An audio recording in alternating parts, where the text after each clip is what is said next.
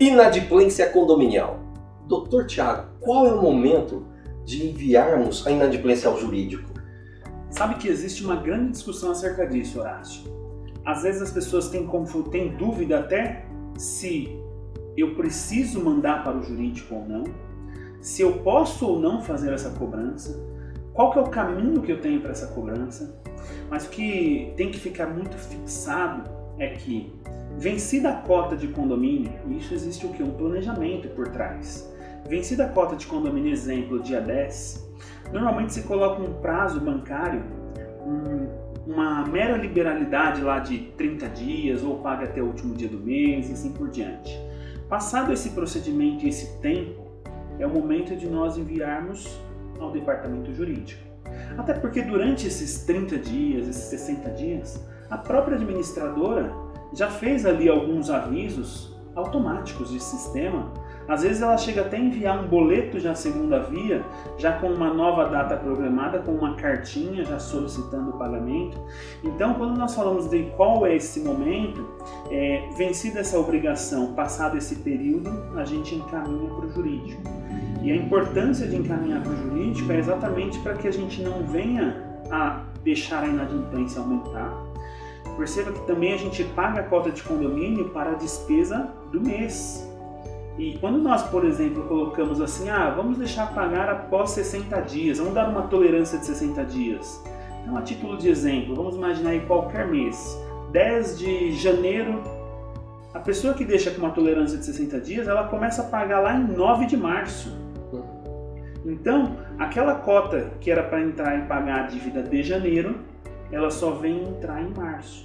E as pessoas, os condôminos, às vezes eles entendem essa situação e trabalham com o fluxo do condomínio.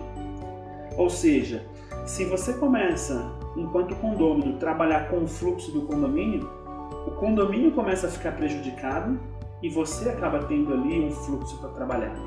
E aquela despesa que era para pagar num determinado mês só entra 2 meses depois. Se todos os condôminos entenderem isso, por apenas 2% de juros, ou melhor, 2% de multa, 1% de juros e correção, esse é o dinheiro mais barato que eles têm no mercado.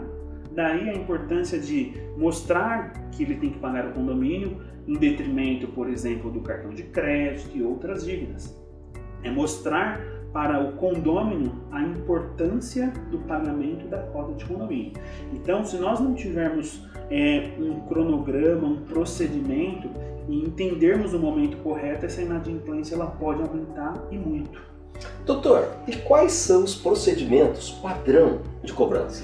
Aí a gente pode ter diversos. Isso pode ser de advocacia para advocacia, pode-se imaginar o procedimento anterior ali de administradora para administradora, mas o que acontece normalmente é o seguinte: a administradora manda aquela carta inicial, às vezes até o boleto, mas passado um determinado período que entrou no jurídico, se nós não cumprirmos algumas etapas, a gente vai ter reclamação do condômino para com o síndico.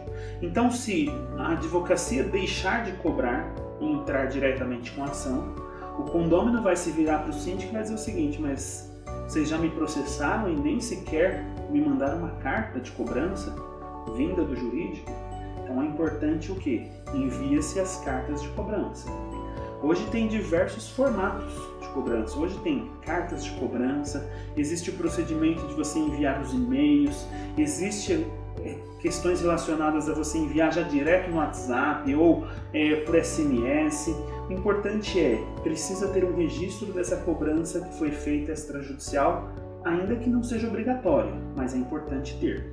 Feito essa cobrança, vamos dizer assim, de forma mais aberta, quando eu digo aberta, de forma mais numerosa, em bastante número de pessoas que vão receber, aguarda-se então o retorno. Não houve o retorno, aí precisa de uma cobrança ativa. Aí precisa de ter o quê?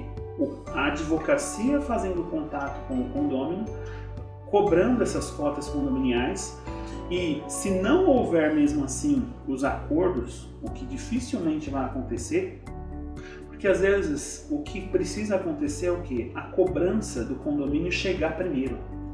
Nós temos que imaginar a cobrança da cota de condomínio chegando em primeiro lugar. Ela tem que chegar antes do cartão de crédito, antes da conta de luz e assim por diante. Então, feita essa cobrança ativa de ligações, você consegue perceber se o condômino vai pagar, se não vai pagar. Dali você já vai tirar diversos acordos. Tudo ainda no âmbito extrajudicial. Tudo evitando a ação judicial, porque a ação judicial ela traz um custo para o condomínio. Existem custos processuais, taxas de oficial de justiça, citação, taxa de mandato, existe bastante coisa. Certidão de registro de imóvel que tem que ser solicitado. Então, evitando a ação judicial. Mas é importante que tenha esse time para saber, não tem solução, eu preciso distribuir a ação. Porque se eu não distribuir, quem vai ter problema vai ser o próprio síndico.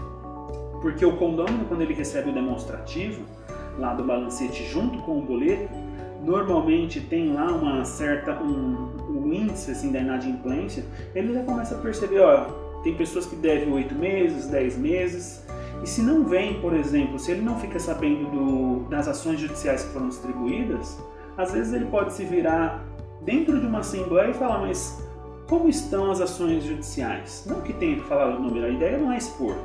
Mas se ele fala assim, eu entrei no site do tribunal e não vi processo distribuído e tem pessoas que devem 8, 10 meses, fica difícil até para o síndico se explicar. Então, ter esse procedimento, fazer as cobranças da forma correta, ajuda na gestão do síndico. Ele vai se manter no cargo sem reclamação. E a gente sabe que quando ele não age da forma correta, pode dar problema até voltados a não administrar o condomínio de forma conveniente. Tem pessoas que partem para a destituição porque não está sendo gerido da forma correta. Ok. Agora, expor inadimplente em mural, grupos de WhatsApp, de repente até no meio de uma assembleia, isso jamais, né? Não, isso jamais. Antigamente isso acontecia muito. As pessoas colocavam lá, deixavam no elevador, no quadro de avisos, lista dos inadimplentes. Depois a gente tem percebido que diversas ações de indenização, depois as pessoas mudaram o raciocínio e fizeram o contrário. Falaram, agora a gente não expõe o inadimplente, agora a gente vai expor os adimplentes. Ou seja, contrário senso, se eu coloco a lista dos adimplentes, automaticamente eu estou dizendo quem são os inadimplentes. E isso trouxe diversos constrangimentos. Até o constrangimento daquela pessoa que traz uma visita em casa, e a visita acaba lendo tudo que vê lá assim, a lista das pessoas que pagaram a cota de condomínio. E aí ele não encontra o amigo dele que ele está indo visitar. A pessoa que está indo visitar já fica numa situação constrangida. Se o condômino que está recebendo a visita perceber que ele viu isso, aí ficou pior ainda. Mas certo é que o resultado na hora de pagar a conta, ao invés de quem está recebendo falar, não, eu vou pagar a pizza e etc., o próprio visitante já fala, eu acho que é melhor eu pagar, porque se ele não teve dinheiro nem para pagar o condomínio, como que ele vai pagar a pizza?